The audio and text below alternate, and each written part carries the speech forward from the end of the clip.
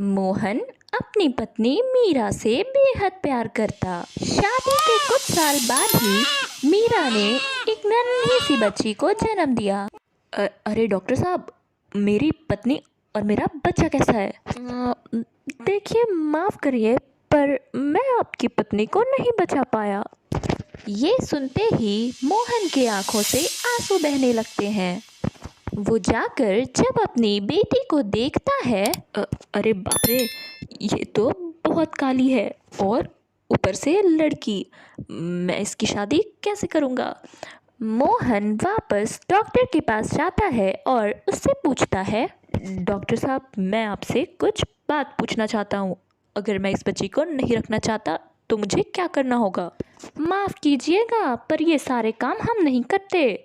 आपको पता है ना आप किस बारे में बात कर रहे हैं? इस चीज़ के लिए आपको सज़ा भी हो सकती है। मोहन के पास कोई चारा ना था, इसी वजह से वो अपनी बेटी को घर ले जाता है। ये मैं भी न जाने क्या करने वाला था। ये जैसी भी है तो मेरा ही खून। वैसे भी ये मेरे पास मीरा की आखिरी निशानी है। मेरी बच्ची, मैं आज से तुम्हें मीरा बुलाऊंगा। मोहन धीरे धीरे अपनी बेटी से बहुत लगाव महसूस करने लगता है और उसके साथ दिन भर खेला करता। मोहन की माँ सावित्री, जो कि लंबी यात्रा से वापस आई थी, वो जब मीरा को देखती है, हे राम, ये क्या है?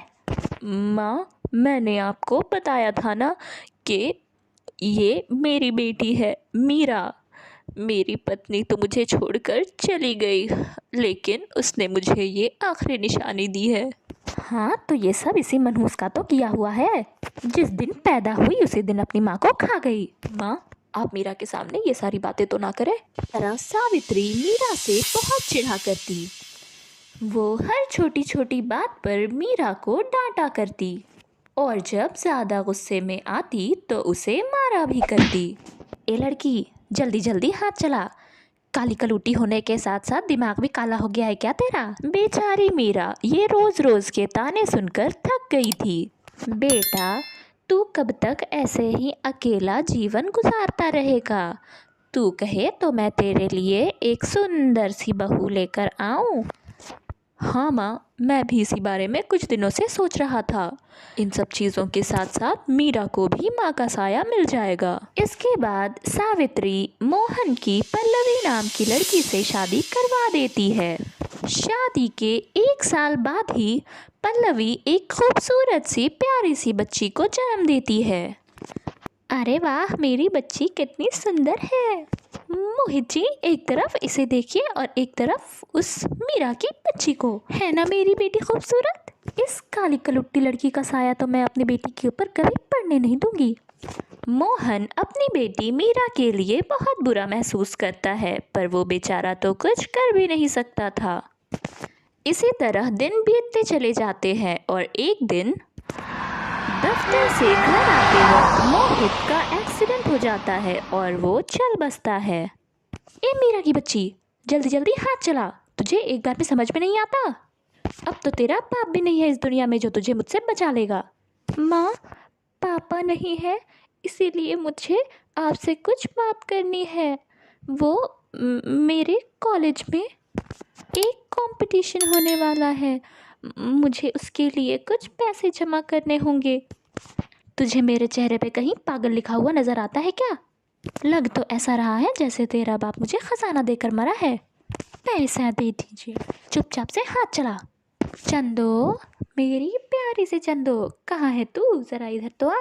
ओफो मॉम, मैं अभी बाहर जा रही हूँ, आप मुझे डिस्टर्ब ना करें, वही बेहतर होगा। पल्लवी के हद से ज़्यादा लाड प्यार ने चंदो को बिगाड़ कर रख दिया था। चंदो का रवैया ना उसकी माँ के प्रति और ना ही मीरा के प्रति ठीक हुआ करता। ए लड़की, तूने मेरे कपड़े छूने की हिम्मत कैसे की? काली कलूटी कहीं की, ये तो मेरे सारे कपड़े गंदे कर देगी। पर चंदो, मैं तो बस तुम्हारा कपड़ा रख रही थी जो कि नीचे गिर गया था। ऊपर से झूठ बोलती है। 4 बाल तो है ही, वो भी नोच कर फेंक दूंगी।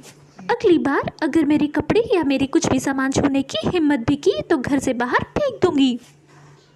मी मीरा अपने कमरे में जाते ही रोने लगती है और अपनी माँ को याद करने लगती है। माँ, आप मुझे छोड़कर कहाँ चली गई हो?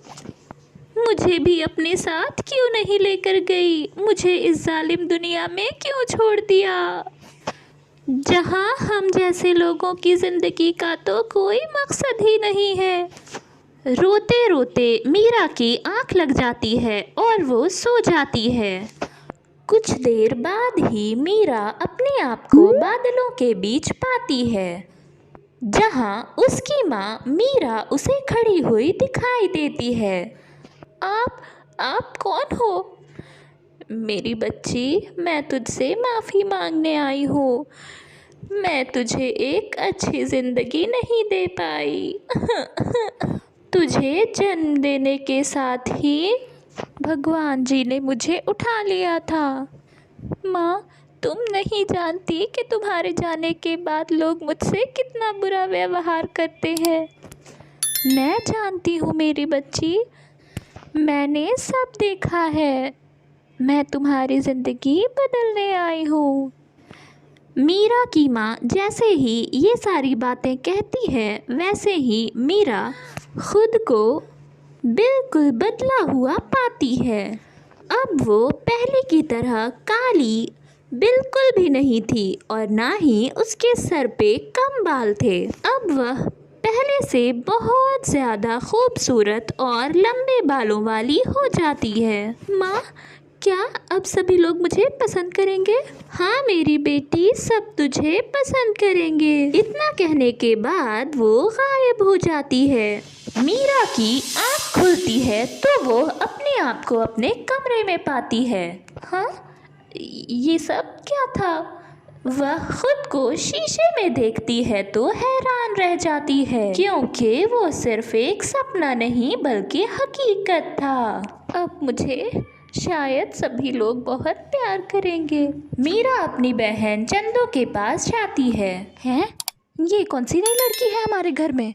चंदो, मैं मीरा हूँ। मीरा? वही काली कलूटी गंजी मीरा? हाँ। तू इतनी सुंदर कैसे हो गई? मीरा चंदो को सारी बातें बता देती है और सिर्फ यही नहीं, उन्होंने मुझसे कहा कि मैं अगर आईने में देखकर कुछ भी कहूँगी तो वो सच हो जाएगा। अरे मीरा, तू इतनी सुंदर कैसे हो गई? और तू जादू भी कर सकती है? अरे मैं तो तुझे यूं ही फालतू में इतना बुरा भला कहती थी। तू तो मेरी वाकई में बहुत प्यारी बेटी है। इसके बाद से मीरा को वैसा ही प्यार मिलने लगता है जैसा वो चाहती थी।